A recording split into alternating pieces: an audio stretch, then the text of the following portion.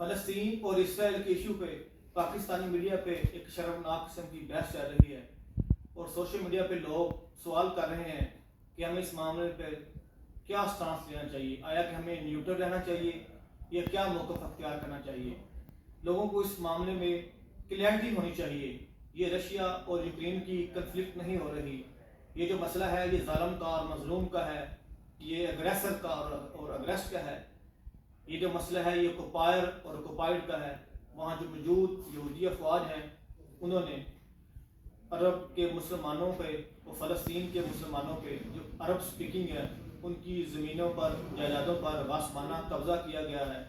By design مسلمانوں کی آبادی کا تناسب تبدیل کیا گیا ہے، فلسطین پہ ان کی ڈیموگرافک چینج کی گئی ہے، اکثریت کو اقلیت میں بدلا گیا ہے اور پوری دنیا سے لا کر یہودیوں کو وہاں سیٹلرز کو وہاں آباد کیا گیا ہے۔ ان کی زمینوں، ان کے کاروبار، ان کی جائیدادوں اور ان کی لائیولیہوڈ چھین لی گئی ہے ان سے۔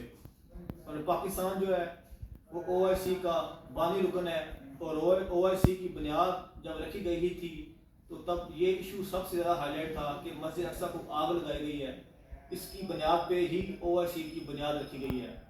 آپ دیکھیں ویسٹرن نیریٹو اور انڈیا جس طرح اس معاملے کو پلے آؤٹ کر رہا ہے کہ یہ ٹیررسٹ اٹیک ہے، وہاں ٹیررزم ہو رہا ہے۔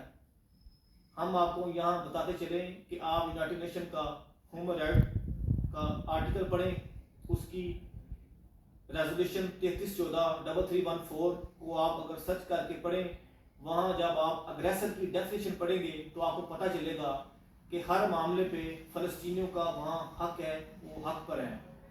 حق کون سا ہے؟ سیلف ڈٹرمنیشن کا بھی حق ہے اور سیلف ڈیفنس کا بھی حق ہے۔ اور پاکستان پیپلز پارٹی ذوالفقار علی بھٹو سے لے کے آج بلاول بھٹو زرداری تک ان کا ایک ہی موقف ہے کہ پاکستان اور پاکستان پیپلز پارٹی فلسطین کے ایشو پر 2 اسٹیٹ سولوشن کو مانتی ہے اور آج بھی سمجھتی ہے کہ 1967 سے پہلے کی جو فلسطین کی حدود ہیں انہی کی بنیاد پر وہاں ایک آزاد فلسطین کی ریاست قائم کی جائے اور جس کا تعلق یروشلم ہو۔